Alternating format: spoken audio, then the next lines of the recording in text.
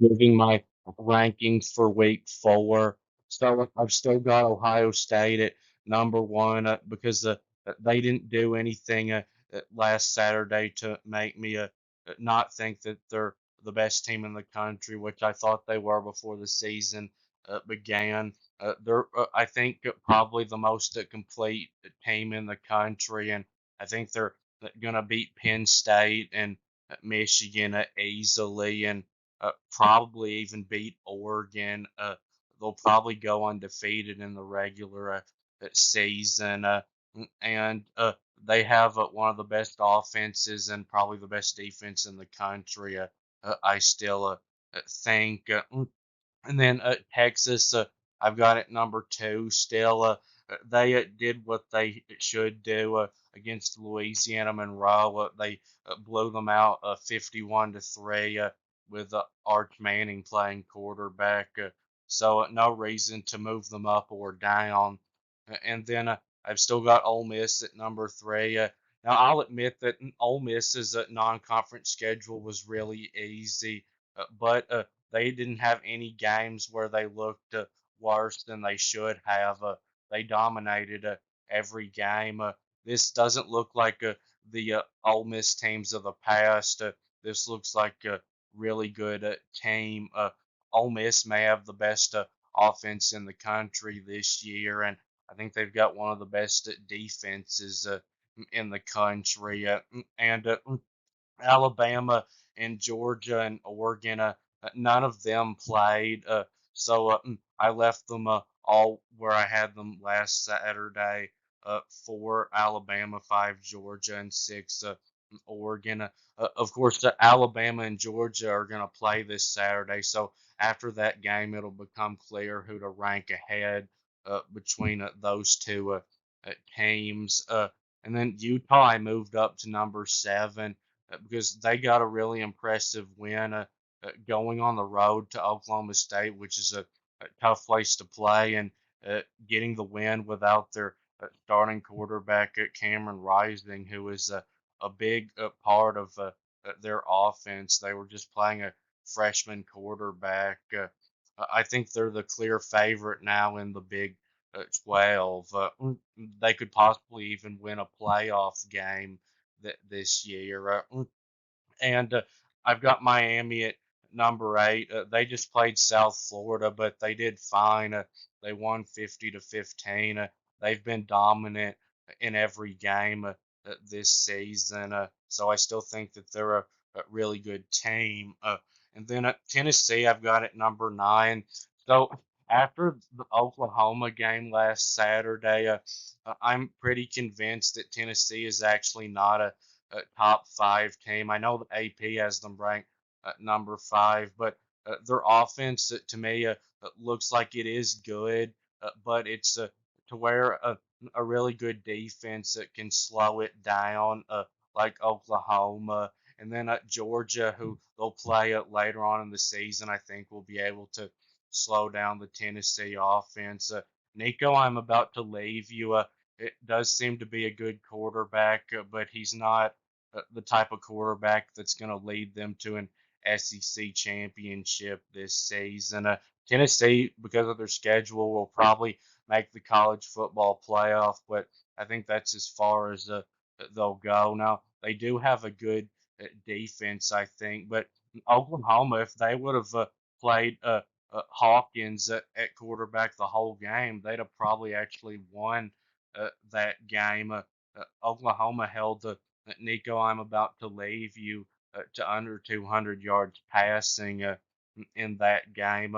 But Tennessee's offense will put up a ton of points this year against teams that don't have very good defenses. And I'm sure they'll have a lot of blowout wins this season. And then BYU, I've got at number 10, and I know I didn't even have them ranked last week, but I have to give them credit for that blowout win that they got over Kansas State last Saturday. Now, I know BYU will probably not actually end up being a top 10 uh, team this year, but they're for sure a lot better than they were supposed to be this season. And Penn State, I've got at number 11. They just played a nothing opponent, Kent State, and they did what you would expect. They blew them out at 56 to nothing. So my thoughts haven't really changed on them. A pretty good team, probably, but probably not a great team. And then 12, I've got Louisville. So they played their first conference game of the season last Saturday against Georgia Tech, who is not a very good team, I don't think, but they're a much better team than Louisville's first two opponents were, and they did okay, beating them 31 to 19. Louisville probably won't end up being a top 12 team, and probably not even a top 15 team, but for now, I think they do deserve to be ranked pretty high. And then 13, I've got Iowa State. So Iowa State just played Arkansas State last Saturday, but they beat them 52-7. And to compare with Michigan, who I've got ranked just behind them, they played Arkansas State the week before last and only beat them by 10 points. And then I've got USC right behind Michigan at 15, and then LSU right behind USC at 16 because Michigan beat USC and then USC beat LSU. But Michigan, just barely beat USC, and Michigan has a big home field advantage.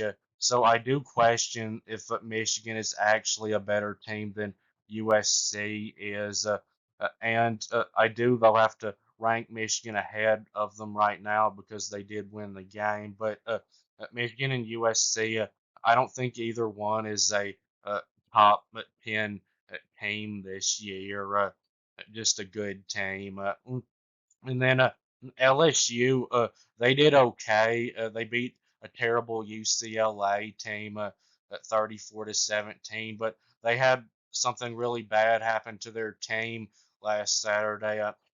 Linebacker Harold Perkins, who was for sure the best player on their defense and maybe the best player on their team, had a season-ending injury, so that could have a big effect on them going forward this season. Harold Perkins is likely a first-round talent, and Oklahoma State I've got at 17. So Oklahoma State hasn't played as well as I would have thought so far this season, but they still did play close with Utah. So I do think that they're still going to have a good season. But for Oklahoma State to be able to be a contender for the Big 12 championship, they've got to get Ollie Gordon going because when Ollie Gordon is doing well, their offense does well. But when he's not doing it well, their offense has usually struggled. Last season, Ollie Gordon really carried Oklahoma State's offense. And then Missouri, I've got at 18. I know they're undefeated, but their best win, came against Boston College, which was a close win. And then Vanderbilt, they were playing Vanderbilt on their home field and had to go into overtime to beat them. That was a terrible game for them. I wouldn't be surprised if at the end of the season Missouri is outside of the top 25, and that it turns out that last year was just a 1 year thing for them. And then I've got Oklahoma at number 19. So I saw that Michael Hawkins will be their starting quarterback against Auburn. And Oklahoma, I do think is still going to lose to Texas and Ole Miss, and probably one of Alabama and LSU. But I don't think their season's going to be a disaster like I thought after seeing the first half of the Tennessee game. And then 20, I've got Illinois. So Illinois, I don't really think is a top 25 team, but because they are undefeated, I've got them in here.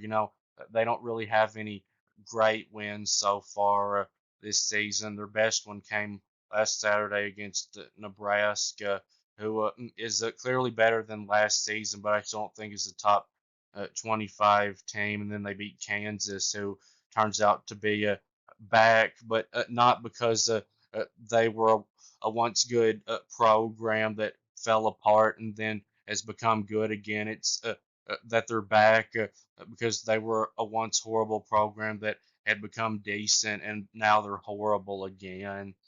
And then 21, I've got Clemson. So Clemson's offense looks like it's better than I thought it was after seeing them in the Georgia game where they couldn't hardly get a first down.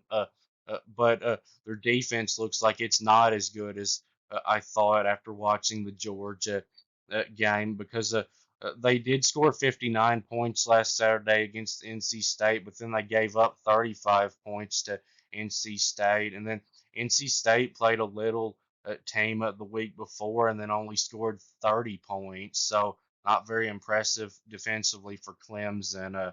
I still think that they're probably 20 something at best. And then Kansas State, I've got number 22. I still think they're a top 25 team, and I didn't want to move them out of the top 25 because of the big win they got the week before against Arizona. But I had to move them way down because of that unexpected blowout loss. And then 23, I've got Notre Dame. They did not look that good last Saturday against Miami, Ohio. They held them to 3 points, but then they only scored 28 points. Notre Dame is at best going to get a playoff spot and then probably get destroyed by an SEC team. They're not a serious national title contender. And then Texas A&M, I've got at number 24. Don't really know for sure how good they are yet. I just know that they're not a great team. They played Notre Dame and lost, and that was the best team they've played. And then the best win they have is against Florida, who's a terrible team. So I think they're probably a borderline top 25 team. And then I've got Indiana at 25. So they're undefeated, and Indiana I thought was going to be a surprise team. So uh, I thought I would rank them at least for this week. They've played three nobodies, and then they played at UCLA, which I know is a terrible team, but they did blow them out by nearly 30 points. So that will be it with this video, and please subscribe, and thanks for watching, and I'll be back soon.